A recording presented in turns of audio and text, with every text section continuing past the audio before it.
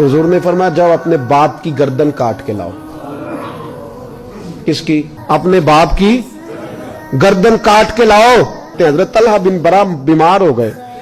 फिर मेरे हबीबे पाक ने उनके वालिद को कोने में बुलाया, कोई बात कही, बाप भी रोने लगे। कहा हुजूर कह गए हैं तो आज शाम को फौत हो जाए। रात को जब मैं फौत हो जाऊं तो नबी पाक को इत्तला नहीं देनी। एक सहाबी थे जवान, 12-14 साल उम्र, तो हर वक्त हुजूर के पास रहते थे। सहाबा कहते हैं हमने सोचा हर वक्त ही रहता है। एक दिन नबी पाक सल्लल्लाहु अलैहि वसल्लम ने कहा इनको जरा बताऊं तो सही, ये मुझसे प्यार कितना करता है। सहाबा को तजर्बा कराने के लिए हुजूर ने उससे कहा मुझसे प्यार करते हो? उसने कहा आपको पता ही है सारा।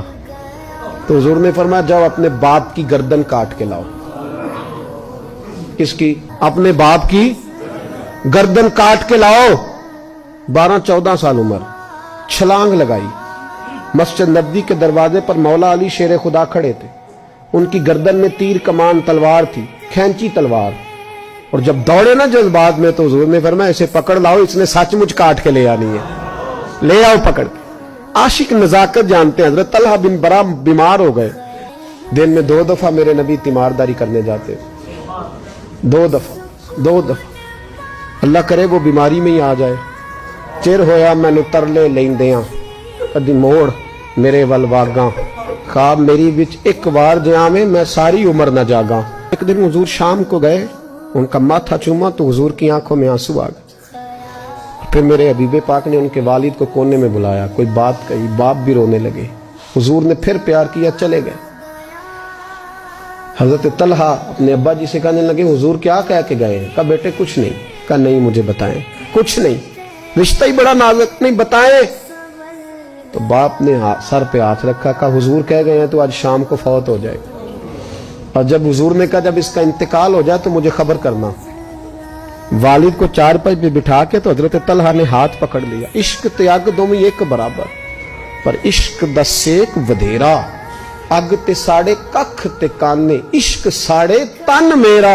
ओ अग दा दारू मींह ते पानी, मैनू कोई दसे इश्क दा दारू केड़ा। बुल्ले शाह उत्थे कुछ नहीं बचदा जिथे इश्क हुरां दा डेरा। हाथ पकड़ा बाप का और कहने लगे अब्बा जी एक वादा करो, रात को जब मैं फौत हो जाऊं तो नबी पाक को इत्तला नहीं देनी। कहा बेटे हुजूर कह गए हैं देनी है, तू कहता नहीं देनी, क्यों? कहने लगे अब्बा जी जिन गलियों से हुजूर ने गुजर के आना है वो यहूदियों की गलियां हैं। ऐसा ना हो मेरे जनाजे की खातर हुजूर गुजरे और कोई मेरे नबी को तकलीफ दे दे, इसलिए खबर नहीं करनी मुस्तफा को। आप जनाजा पढ़ के दफना देना। रात को इंतकाल हुआ, बाप ने जनाजा पढ़ा, दफन किया। सारा कुछ जानने वाले रसूल आए। कहा मुझे बताया क्यों नहीं? अर्ज की महबूबा, कहता था हुजूर को तकलीफ नहीं देनी, मेरी जात की खातर तकलीफ ना देना, ना कोई यहूदी तकलीफ ना पहुंचा दे। गलियां यहूदियों की हैं, कुर्बान जाए। सारी दुनिया रोजा रसूल पे, और मेरे रसूल ने फरमाया मुझे बताओ उसकी कब्र कहां है। सारी दुनिया रोजा रसूल पे और नबी पाक उस गुलाम की कब्र पे खड़े आंसू बह रहे हैं। सहाबा कहते हैं हर कब्र पे दुआ ये होती थी या अल्लाह कब्र कुशादा कर दे, या अल्लाह इसका हिसाब आसान कर दे। इसके लिए दुआ भी अनोखी, रिश्ता ही बड़ा नाजुक है। मेरे नबी पाक ने दुआ बड़ी अनोखी फरमाई, कहा ऐ अल्लाह जब मेरे तलहा की तेरे साथ मुलाकात हो तो जरा इससे मुस्कुरा के मिलना, वो तेरी शान के लायक है, जरा इससे मुस्कुरा के मिलना। कहते वजद हो गया तारी, इसलिए कि जो रिश्ता नबी का उम्मती से है और उम्मत का रसूल से है उसकी नजाकत को सिर्फ गुलाम जान सकते हैं।